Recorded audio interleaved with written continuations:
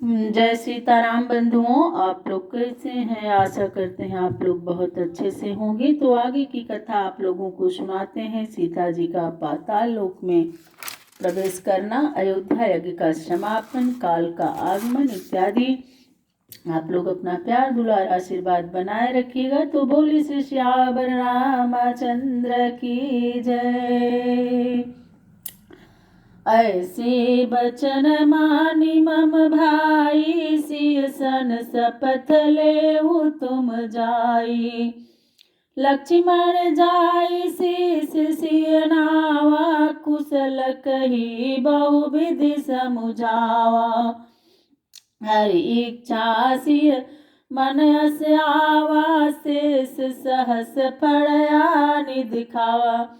हे भाई, मेरा कहा मानकर तुम जाकर सीता जी से शपथ लो। लक्ष्मण ने जाकर सीता जी को मस्तक नवाया और कुशल कहकर बहुत भांति से समझाया। भगवान की इच्छा से सीता के मन में ऐसा ही आया।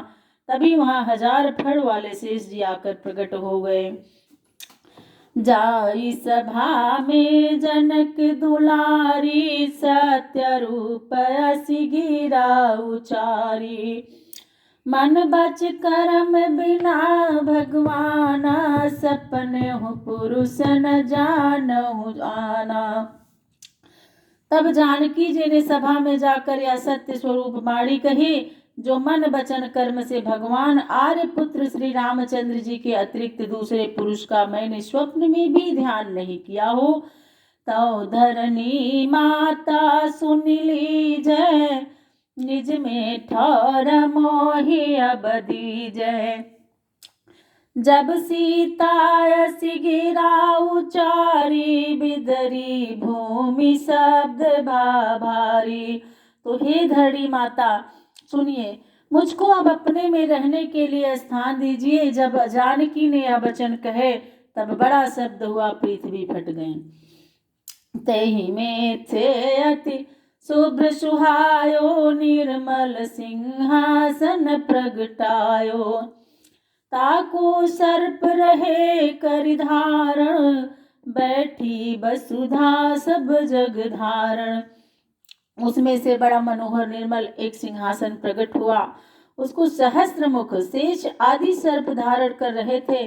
और तब जगत को धातारने वाली पृथ्वी देवी उस पर शरीर धारण किए बैठी थी।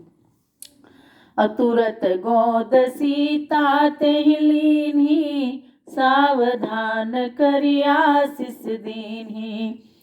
पुत्री सहे दुख तुम भारी, चलो लोक मम हो सुखारी। उसने जानकी को तुरंत गोद में लिया और सावधान कर आशीष दी। हे पुत्री, तुमने बड़े दुख सहे, हमारे लोक में चलकर सुख पाओ। और जड़ित मनिक सिंहासन, सादर सीय चढ़ाए। भयो अलोप पताल मह, महिमा कि में कही जाए।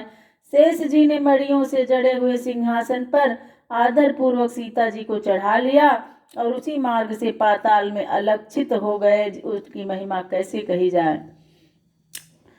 लक्ष्मण चरित देखी सब ठाणे, नयन प्रवाह चले अति गाढ़े।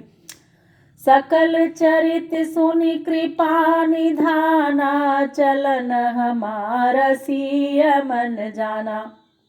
यह सब चरित्र देख कर लक्ष्मण जी चकित हो खड़े रह गए और नेत्रों से अश्रु बहने लगा। यह चरित्र सुन श्री रामचंद्र जी ने जाना कि सीता ने हमारा चलना जान लिया।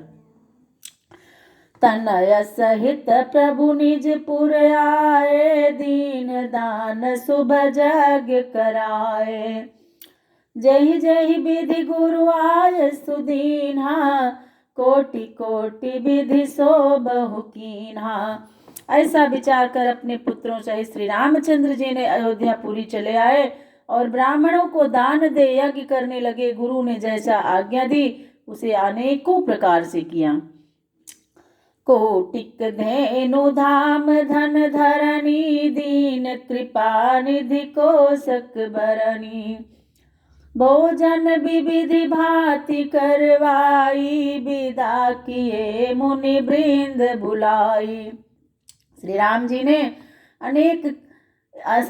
ने यज्ञ करते समय गौ, घर और पृथ्वी करोड़ों बार दान दिया, जिसका वर्णन कौन कर सकता है। फिर मुनियों को भोजन करा, उन्हें बुला दक्षिणा देकर विदा किया।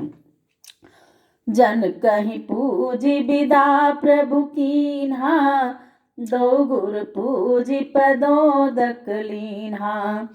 आए जनक गुरु ही पहुँचाई, बैठे प्रभु महिषुरन बुलाई। श्री रामचंद्र जी ने राजा जनक की पूजा कर उन्हें विदा किया और दोनों गुरुओं की पूजा कर उनके पैरों का प्रक्षालन कर उस जल को सिर पर चढ़ाया। राजा जनक और गुरु को पहुंचाकर श्री रामचंद्र जी आए तो ब्राह्मणों को बुलाकर सभा में बैठे। लक्ष लक्ष बर धेनु धन, पूज पूज दिज पाए, एक एक विप्रन दई हर्षित कौशल राय। ब्राह्मणों की पूजा कर एक एक ब्राह्मणों को सुंदर सुंदर लाख लाख गवें दी और कौशल राय श्री रामचंद्र जी ने उनके साथ और बहुत सा द्रव्य दिया। गए सब मुनि सज्जन निज धामा, पाए अमित परम सुख रामा। पुरबासी आए सब झारी, सुनहि पुराण सो होई सुखारी। मुनिगण तथा अन्य सत्पुरुष सब अपने अपने धाम को चले गए। दान प्राप्त कर श्री रामचंद्र जी को भी बड़ा आनंद हुआ। संपूर्ण पुरवासी प्रभु का दर्शन करने को आते और पुराणों की कथा सुनकर प्रसन्न होते थे। जे जड़ चेतन जीव घनेरे, सचर अचर को चलपुर के रे। तीन सुख पट तर नहीं सुरराया, करहि विनोद बिहाई अमाया। जितने जड़ चेतन जीव तथा स्थावर जंगम अयोध्यापुरी के थे, उनके बराबर इंद्र को भी सुख नहीं था। वे माया छोड़कर आनंद करते थे। एहि विधि विपुल काल चली गयऊ, निजपुर गमन सुअवसर भयऊ। बीती अवधि ब्रह्म अब जब जानी, नारद मुनि सन कहा बखानी।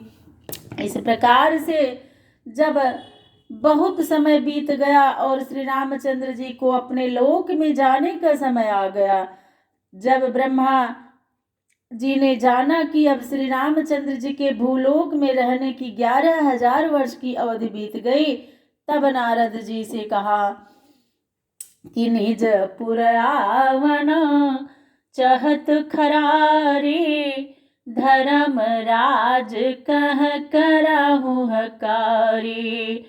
बिनती बहु बिरंच जब भाकी, चलऊ धर्म रघुपति उर राखी। अब श्री राम जी अपने पुर में आना चाहते हैं और धर्मराज को बुलाकर ब्रह्मा जी ने कहा कि तुम श्री रामचंद्र जी से कहो कि अब अवधि बीत चुकी है। जब ब्रह्मा जी ने बहुत सी विनती की तो धर्मराज श्री रामचंद्र जी को हृदय में रख कर चले। तो बोली श्री श्यावर रामचंद्र की जय।